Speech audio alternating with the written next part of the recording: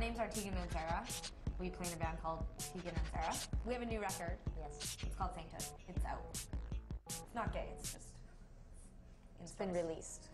I feel like Sainthood, at least compared to the Con, sonically has a different sound. With Con, we were sort of focusing on intimacy and having really like a collage, kind of dense sound to the songs. And with Sainthood, we wanted to approach it more like we would if we were playing live. We wanted the songs to naturally take on the tempo and the key and the arrangement that felt best when we were playing the songs as a band live in a room over and over and over again. And it was kind of refreshing. It was much more fun to jam with the band. Agreed.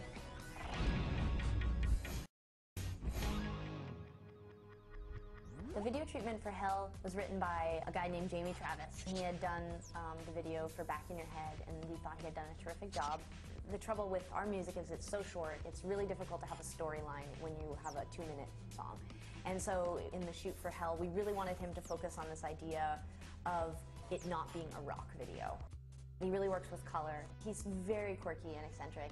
There's pining and there's planning and plotting. There's like all these really dark, kind of spooky, weird moments. The song was a metaphor for an unrequited relationship, but I was talking more specifically about my neighborhood, which is, you know, riddled with drugs and HIV. But at the same exact time, it's this amazing, beautiful neighborhood with this incredible community.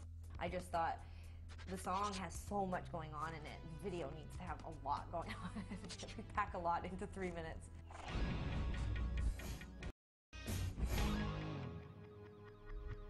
I don't think there's anything negative about trying to emulate someone or trying to be like somebody that you're really inspired by or whatever. I notice like a lot of people will say, oh, I was out in the audience and there's like 100 kids that look like you, and it's almost like a diss or something on these kids, and I really feel protective of them because when I was a teenager or when I was a young adult, I was looking for people to inspire me, whether it was like the fashion or it was what they were reading or what they were listening to, or, you know, what they thought on a certain political issue. On the flip side, we look out on our audience. We just did a signing the other day and met 500 Tegan and Sara fans, and all of them look really different from each other.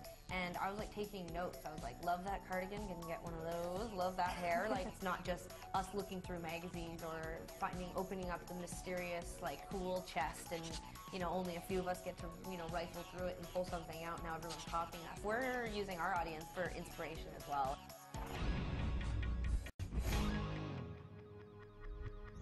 I think that when we first started in our career, we realized really quickly that there was going to be a lot of labels. You know, I remember when Walking with a Ghost, which was off of our 4th record, was doing really well at radio.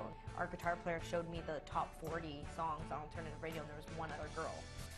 Sara and I have always thought that we would do great in the mainstream. You know, we're great role models, and we listen to lots of mainstream music, and we've never felt like we had to be tentative or hold ourselves back. It's music, right? So if you just make great records and you make great music, people will end up transcending their ignorance and just, you know, getting into what you're doing and not worrying about all the little details. Like, we are women and we are gay, and we do talk a lot.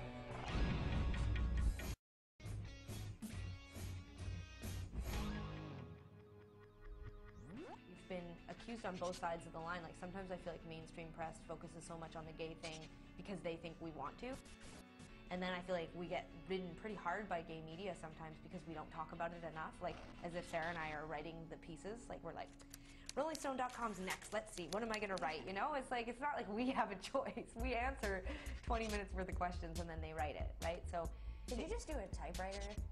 Yeah, I'm old, so I know. You realize it's about 1980. Yeah, I do. I love Murder, She Wrote, though. So anyway, okay.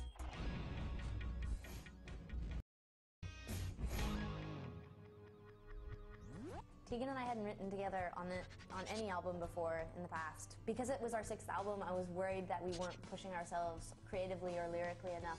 And so asked Tegan if she would go to New Orleans and try to write songs with me for 5 days. And it went really well. We wrote like 7 songs, one of which was called Sainthood. The song didn't end up making the record for... I don't know why I yawned. I just wanted you to know that. I'm totally into what you're saying. I never yawn during any of your interviews. Like, it's I have quite control. rude. Who has control over yawning? Well, if you had to poop right now, you wouldn't just like poop all over the stool. Like, you have some bodily function control, don't you? So you can control yawning? Yeah, I can. I just think to myself, don't yawn, it's rude and embarrassing and you look like a jerk off. So, So co-writing and writing songs together was, although a lot of the songs didn't make the album, it really did sort of thematically shape the record that we ended up making. You okay, Grandma? Yeah. You little... My eyes are watering. God. I just drank Red Bull. I'm not sure what the problem is. That's narcoleptic. Anxiety.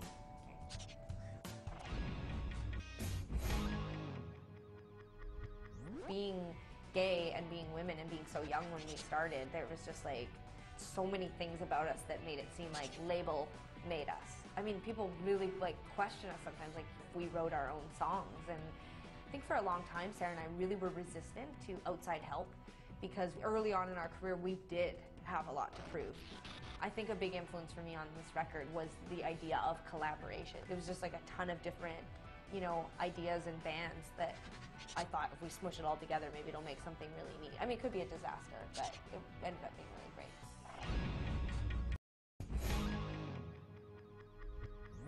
Because she's so influenced by rock music and punk music, it's hard for me to make the bridge between what she's listening to and what she's creating and what I'm listening to and what I'm creating. I listen to a lot more like R&B and hip hop and talk radio. And I really love it when the commentators on talk radio will like speak in harmony with each other, just octaves. You know, so what Tegan is inspired by and what I'm inspired by generally tends to be like melodies and harmonies. The common connection too is emotion, you know, like a lot of these genres of music, there's not this apologetic tendency to Downplay your emotions. downplay your emotions or like make it too vague or mysterious or something. Like I like it when people just get to the point. I like it when people are like, I like actual lyrics that are like, I am crying hysterically, I will die without you. I'm like that.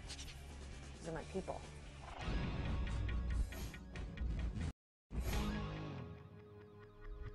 Over the last 10 years, Sara and I have gotten involved in a lot of things, from music production to Sara's, you know, an A&R and signed to Band and Horse, and has been working with them on the industry side of things. And both of us have a lot of stuff that happens in our personal lives that keeps us out of music for at least an hour a day. But the books were really fascinating because it was about music, but it was such a different format. And I think it satisfies our creative, you know, energy when we're not playing music to keep doing something in the family of music, but not necessarily physically writing songs and performing.